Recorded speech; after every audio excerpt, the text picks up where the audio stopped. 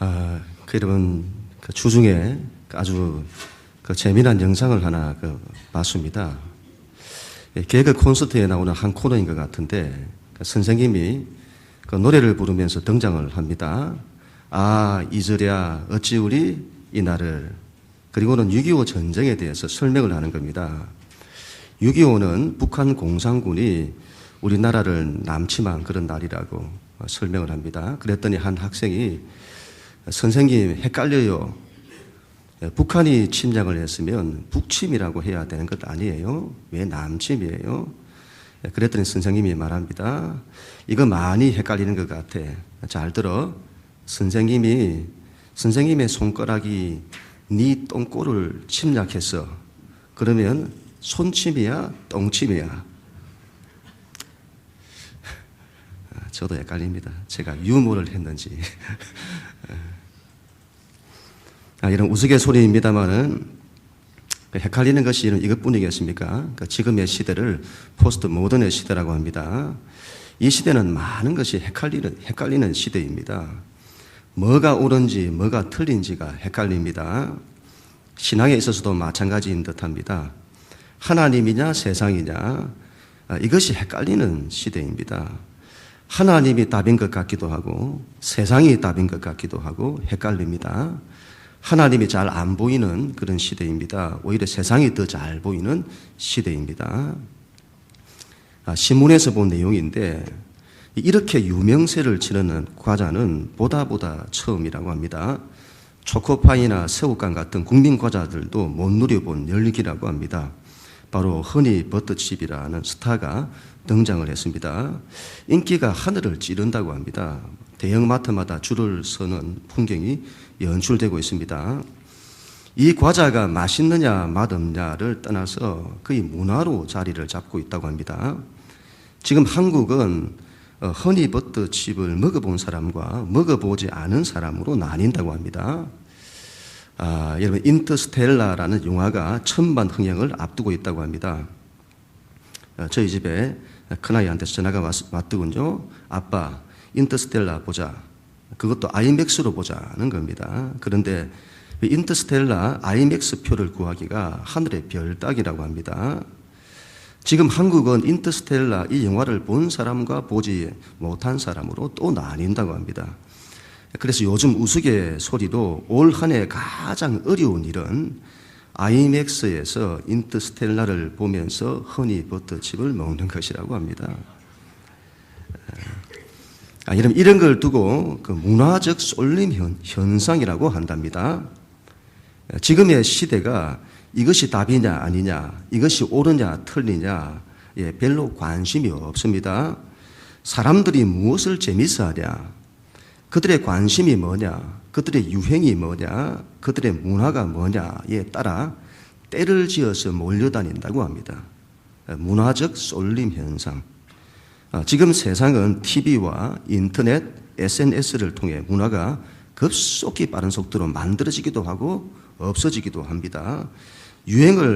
사람들이 유행을 따르고 시대의 흐름을 따라가는 그런 시대입니다. 이런 문화를 다 틀렸다고 볼 수는 없습니다. 그러나 문화는 상당히 분별을 해야 합니다. 심각한 위험 요소들이 많이 있습니다. 그것을 무비판적으로 받아들이면 상당한 영적 타격을 받습니다. 믿는 자는 하나님의 뜻을 쫓아가야 합니다. 그런데 이것이 잘 보이지 않는 시대입니다. 오히려 사람의 뜻이 더 좋아 보이고 그 뜻을 쫓아가고 문화를 쫓아가는 분위기입니다.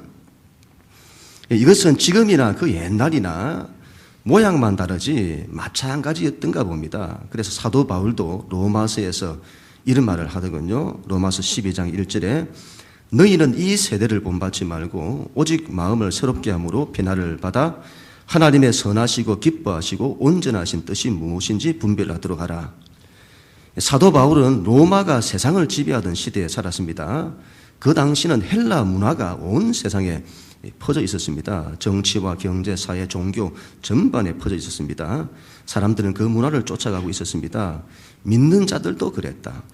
그때 바울은 말하는 거죠. 이 세대를 본받지 말라. 이 무슨 말이죠? 이 세대의 삶의 패턴을 따르지 말라. 너희는 하나님의 뜻을 분별하며 살아라. 여러분, 오늘 이스라엘 백성이 절망과 그 아픔 가운데 빠져 있습니다. 모든 것이 무너졌기 때문입니다.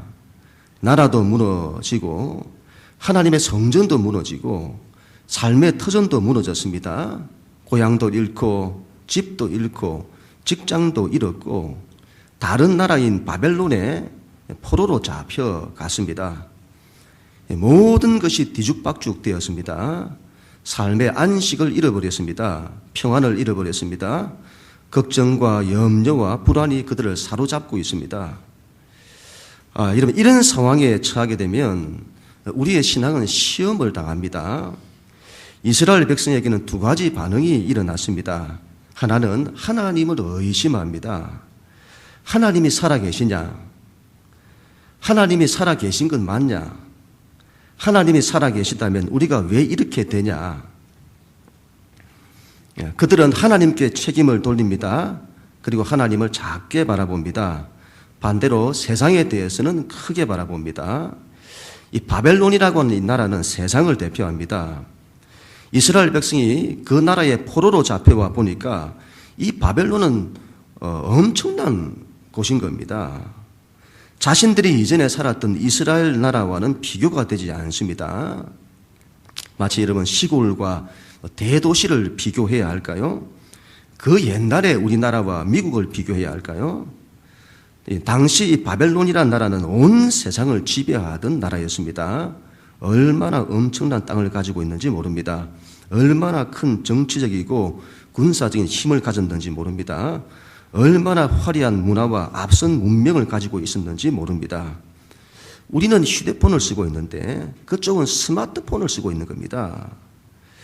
이러한 세상의 힘 앞에서 하나님은 너무 작게 보이는 거죠. 아마 포로로 잡혀간 이스라엘 백성 중에서 어떤 사람들은 하나님을 버리고 그러한 세상으로 갔을 겁니다. 또 하나의 반응은 그러한 상황에서도 하나님을 의지하는 겁니다.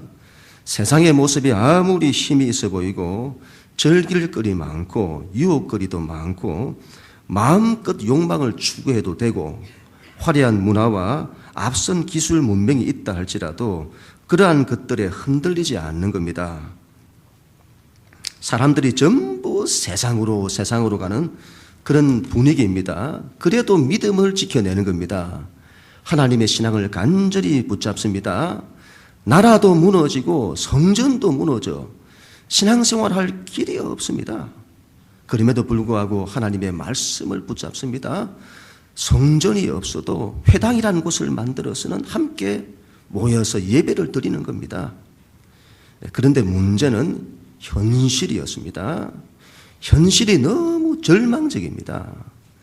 끝까지 하나님 신앙을 붙들고 일어서기를 원했습니다. 다시 회복되기를 간절히 원했습니다. 그런데 어디에도 희망이 없습니다. 온통 절망뿐입니다. 그들의 눈물과 아픔과 좌절은 말로 다 할 수가 없었습니다. 여러분, 믿음을 가지고 일어서려고 하는데 길이 보이지 않습니다. 다시 일어서야 하는데 일어설 수 있는 힘도 없고 능력도 없습니다. 이때 여러분, 이 이스라엘 민족의 상황이 얼마나 절망적이었는지를 잘 보여주는 것이 바로 오늘 우리가 읽은 성경 말씀입니다. 우리가 너무도 잘 알고 있는 말씀이죠. 에스겔의 마름뼈 환상.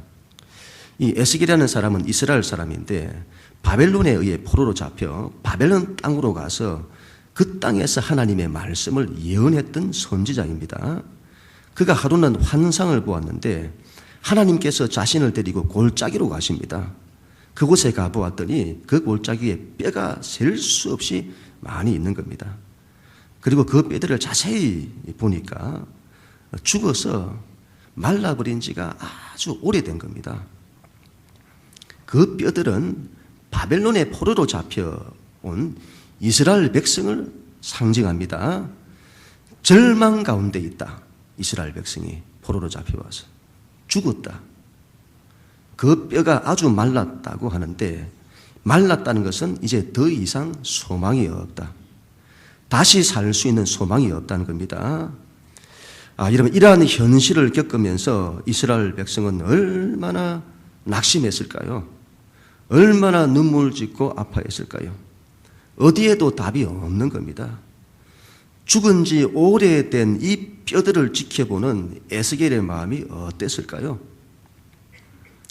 그런데 여러분, 그때에 하나님의 말씀이 에스겔에게 임합니다. 3절에 그가 내게 이르시되 인자야 이 뼈들이 능히 살 수 있겠느냐 하시니기로 내가 대답하되 주 여호와여 주께서 아시나이다.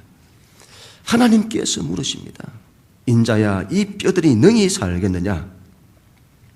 여러분, 우리의 삶이 마른 뼈와 같이 말랐다고 가정을 한번 해보십시오. 소망이 보이지 않는다고 가정을 해보십시오. 그런 상황에서 하나님께서 물으시는 겁니다. 인자야 이 뼈들이 능히 살겠느냐? 여러분 어떻습니까? 능히 살 수 있겠습니까? 모든 것이 무너졌습니다. 나라도 잃고 예루살렘 성전은 파괴되었습니다. 이 바벨론은 이스라엘이 다시 일어서지 못하도록 그 민족 가운데 똑똑하고 힘 있는 사람들은 다 포로로 잡아갔습니다. 바벨론은 이스라엘 민족이 재건 다시 일어설 수 있는 어떤 희망도 남겨두지 않았습니다. 여러분, 이런 이스라엘이 살아날 수 있을까요?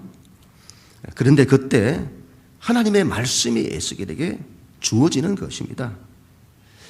하나님의 말씀이 에스겔도 대표되는 절망 가운데서 믿음을 붙들고 있는 그 바벨론 포로로 잡혀가서 그 땅 가운데 절망의 자리에 있는데 그런 속에서도 믿음을 붙들고 있는 이스라엘 백성에게 주어지는 것입니다.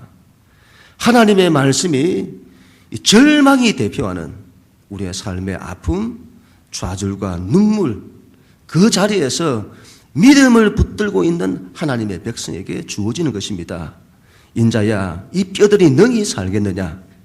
인자야, 너희 가정이 능히 살겠느냐? 인자야, 너희 자녀들이 능히 살겠느냐? 여러분, 이러한 인생의 아이러니가 없습니다. 절망의 자리에서 하나님이 찾아오시는 겁니다. 하나님의 말씀이 들려옵니다. 인자야, 이 뼈들이 능히 살겠느냐? 평소에 잘 들리지 않던 하나님의 음성이 들려옵니다. 안 들린다고요? 마음의 귀를 열어서 들어보세요. 우리를 부르시는 하나님의 음성이 들려옵니다. 인자야, 그때 우리는 반응해야 합니다. 하나님, 제가 여기 있습니다. 저에게 말씀해 주십시오. 제가 듣겠습니다. 또한 여러분, 절망의 자리는 하나님이 선명하게 보이는 자리입니다. 인생에서 이런 또 아이러니가 없습니다. 이전에는 하나님이 잘 보이지 않았는데 절망의 자리에서는 하나님이 선명하게 보입니다. 믿음이 없는 사람은 그런 자리에서 하나님이 없다고 말하고 떠나는데 믿음을 붙드는 사람은 하나님이 너무도 선명하게 분명하게 보이는 겁니다. 그 하나님은 우리를 결단코 포기하시지 않으시는 하나님. 나를 누구보다 사랑하시는 하나님. 그 하나님이 그곳에 계시는 겁니다. 얼마나 감사한지요. 삶의 아픔과 좌절과 눈물 가운데 있는 자들을 버려두지 않으시고 찾아오시는 하나님이십니다. 이 하나님이 안 보인다고요? 마음의 눈을 열고 보세요. 사랑의 하나님이 그곳에 계십니다. 여러분, 사람은 인생에서 두 번의 사춘기를 겪는다고 합니다. 첫 번째는 북한도 무서워서 벌벌 떤다는 중2점에 온다고 합니다. 신체적으로 정신적으로 많은 변화들이 일어나서 혼돈이 막 일어나고 그런 가운데 자기 정체성을 찾아가는 그런 때죠. 그때 고민을 많이 한다고 합니다. 나는 누구인가? 이런 고민은 좋죠. 그런데 이런 고민과 함께 주로 반항을 많이 한다고 합니다. 부모님께도 막 반항하고, 그리고 하나님께도 반항하고. 또 한 분의 사춘기가 오는데 40대 후반, 50대 초가 되면 찾아온다고 합니다. 제가 이제 그 점에 접어드는데요. 걱정입니다. 사춘기에 찾아온다고 합니다. 그때 고민한다고 합니다. 나는 돈 버는 기계인가? 이런 고민이 일어난다고 하죠. 이게 사는 건가? 내 인생은 뭔가? 여러분, 사춘기는 혼돈이 일어나는 때죠. 그리고 고독해집니다. 그리고 방황이 일어납니다. 사춘기는 힘든 시기입니다. 그러나 오히려 좋은 기회일 수 있습니다. 아니, 좋은 기회로 삼아야 합니다. 하나님을 만날 수 있는 때입니다. 하나님과 함께 새롭게 시작할 수 있는 때입니다. 그런 기회로 삼아야 합니다. 이런 사춘기와 같은 인생의 힘든 시기를 보내고 있는 분들이 계십니까? 하나님을 만날 수 있기를 바랍니다. 우리를 찾아와 주시는 하나님이십니다. 인자야, 이 뼈들이 능히 살겠느냐? 이 하나님의 말씀에 에스겔은 자신이 없었습니다. 하나님, 이제 우리에게는 아무런 소망이 없습니다. 일어설 아무런 힘도, 일어설 아무런 능력도 없습니다. 그리고 말하죠. 주 여호와여, 주께서 아시나이다. 무슨 말입니까? 하나님께 달려 있습니다. 하나님의 뜻에 달려 있습니다. 우리에게는 아무런 답이 없고 능력이 없으나 하나님께는 있나이다. 하나님이 하시고자 하면 되겠나이다. 죽었어도 살겠나이다. 하나님이 하시고자 하면 능히 살아나겠나이다. 그때 하나님께서 이렇게 대답하시죠. 4절 5절. 또 내게 이르시되 너는 이 모든 뼈에게 대언하여 이르기를 너희 마른 뼈들아 여호와의 말씀을 들을지어다. 주 여호와께서 이 뼈들에게 이같이 말씀하시기를 내가 생기를 너희에게 들어가게 하리니 너희가 살아나리라. 인자야, 너는 마른 모든 뼈에게 하나님의 말씀을 전해라. 인자야, 너는 이스라엘 백성에게 전해라. 낙심과 좌절 가운데 있는 내 백성에게 전해라. 하나님께서 이같이 말씀하신다. 내가 생기를 너희에게 들어가게 하리니 너희가 살아나리라. 너희가 살아날 것이다. 절망과 좌절 가운데 있는 이스라엘 백성에게 선포된 하나님의 말씀입니다. 어둠 가운데 빛이, 절망 가운데 희망이 비치는 모습입니다. 너희가 살아나리라. 여러분, 이 말씀을 들은 이스라엘 백성이 얼마나 이런 기뻐했을까요? 얼마나 감격했을까요? 그들에게 외치는 겁니다. 이스라엘아, 하나님의 백성들아, 하나님이 우리를 살리신다고 하신다. 모든 것이 무너졌고 좌절되었고 이제 마른 뼈밖에 남아있지 않는데, 어디에도 빛이 없고 어디에도 희망이 보이지 않는데 하나님이 우리를 다시 살리신다고 하신다. 이제는 됐다. 너희가 살아날 것이다. 이스라엘아, 하나님께서 우리를 얼마나 사랑하시는지를 보라. 그분이 우리를 포기하지 않고 계신다. 그분이 우리를 다시 회복시키시겠다고 하신다. 우리의 죄악으로 우리가 하나님을 떠났고 우리의 허물됨으로 우리가 이 지경이 되지 않았느냐. 그리고 이제 비로소 우리가 깨닫지 않았느냐. 하나님을 떠나서는 세상 어디에서도 희망이 없다는 것을. 이제 우리가 여호와께로 돌아가자. 그분만이 유일한 우리의 희망이시다. 그분만을 의지하자. 여러분, 하나님께서 하나님을 믿는 이 하나님의 백성을 살리시는 것, 우리는 이것을 부흥이라고 합니다. 믿는 자는 하나님의 부흥을 사모해야 합니다. 하나님께서 모든 것을 살리실 것을 사모해야 합니다. 하나님께서 교회도 살리고 우리의 가정도 살리고 우리의 자신도 살리고 우리의 자녀들도 살리실 것을 사모해야 합니다. 이스라엘 백성이 받은 말씀은, 이 말씀은 오고 오는 모든 세대 가운데 하나님께 대한 믿음을 붙드는 자들에게 주시는 하나님의 말씀입니다. 우리는 이 믿음을 가지고 하나님의 말씀을 대언해야 합니다. 교회에 선포하고 우리의 가정에 선포하고 자신에게 선포해야 합니다. 하나님이 살리실 것이다. 너희가 살아나리라. 할 수 있거든이 무슨 말이냐. 믿는 자에게는 능치 못할 일이 없느니라. 너희가 겨자씨 하나님 만한 믿음을 가지고 이 산을 옮겨 바다에 던지려 해도 그렇게 될 것이다. 너희가 못할 일이 없으리라. 예수님 말씀하신 우리는 이 믿음 위에 서야 합니다. 그런데 문제는 현실이죠. 여전히 문제는 현실입니다.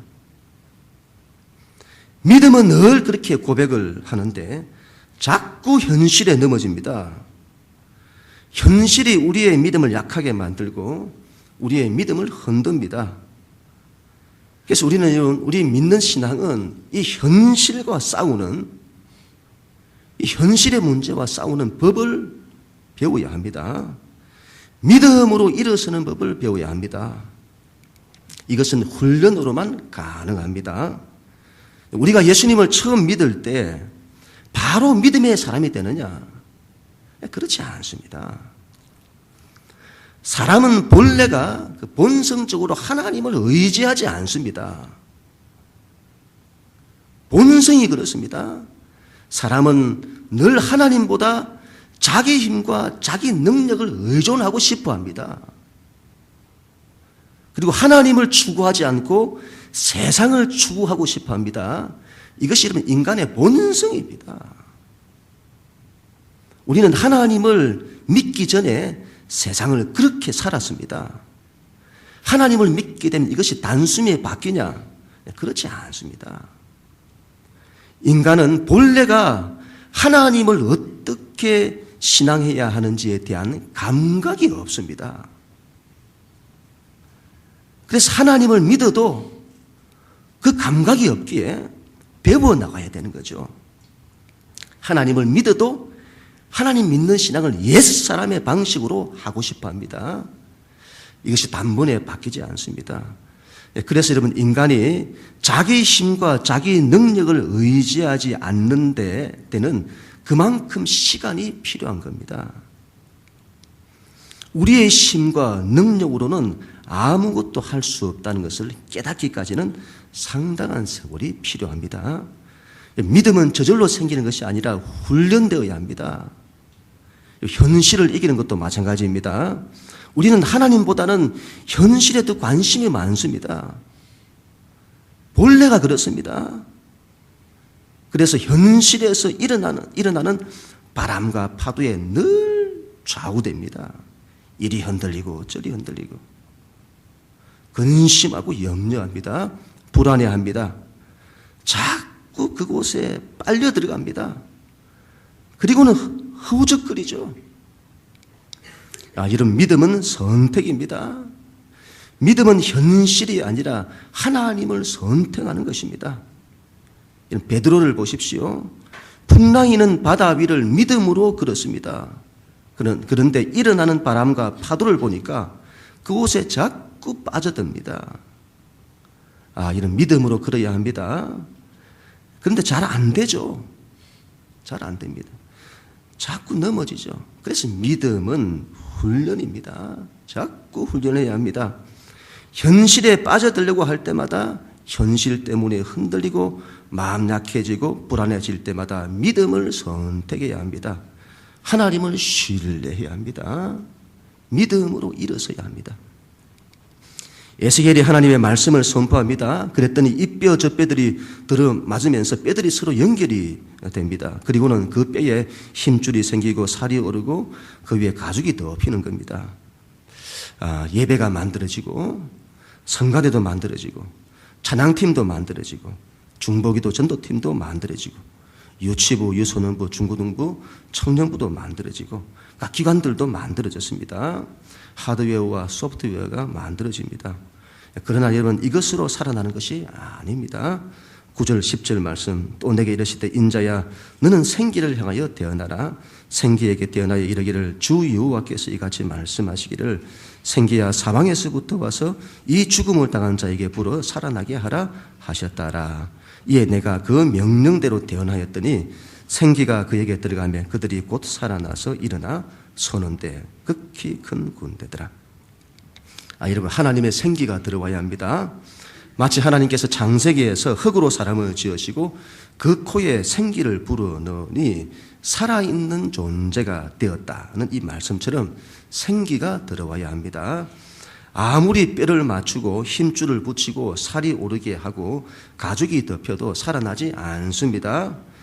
컴퓨터에 이러면 아무리 좋은 컴퓨터가 좋은 하드웨어를 가졌고 소프트웨어를 깔았다고 해도 안 되는 거죠. 파워가 들어와야죠.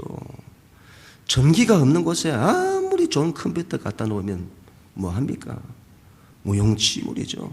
파워가 들어와야 합니다. 그래야 작동이 됩니다. 스가랴 4장 6절에 만군의 여호와께서 말씀하실 때 이는 힘으로 되지 아니하며 능력으로 되지 아니하고 오직 나의 영으로 되느니라. 생기가 들어와야 합니다. 교회 안에 생기가 들어와야 합니다. 우리의 가정에 생기가 들어와야 합니다. 우리 안에 생기가 들어와야 합니다. 예배에 생기가 들어오고 소그룹 모임에 생기가 들어와야 합니다. 밥심으로 산다. 밥을 먹으니 생기가 도는 겁니다. 눈이 반짝 뜨이면서. 그래야 합니다. 성령을 먹어 생기가 돌아야 합니다. 사람은 나이가 들면 생기가 줄어들죠. 생기가 충만할 때는 아이들일 때인 듯합니다. 생명력이 가장 왕성하죠. 교회는 그와 같은 생기가 있어야 합니다. 교회 안에 성령의 바람이 불어야 합니다. 성령의 불이 임해야 합니다. 우리의 가정에 성령의 바람과 성령의 불이 임해야 합니다. 성령의 바람, 이 생명의 바람이 불어서 하나님께서 모든 것을 살리시는 역사가 일어나야 합니다. 성령의 불이 임하여 모든 걸 다 태우는, 또 새롭게 변화시키는, 우리 약한 것들을 태워 고치고 넘어진 것들을 태워 다시 이렇게 세우는, 우리 한 사람 한 사람 가운데 성령의 불이 임하여 우리가 하나님께 대한 열망으로 생기가 타오르는,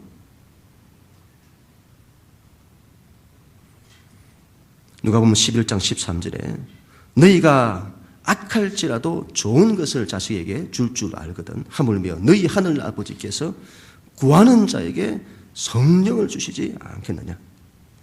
성령은 구하는 자에게 주십니다. 기도하는 자에게 주어집니다. 오순절 성령 강림절에 믿는 자들은 마가의 다락방에 모여 전혀 기도에 힘썼더라고 합니다. 교회는 성령께서 오시기를 간절히 기도해야 합니다. 그리고 성령의 바람이 불고, 그리할 때 성령의 바람이 불고 성령의 불이 임했습니다. 교회 안에 기도가 일어나야 합니다. 우리에게 여러분 기도가 일어나야 합니다.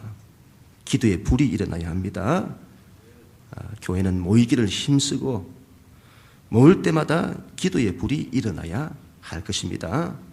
기도를 통해 교회 안에 생기가 일어날 것입니다.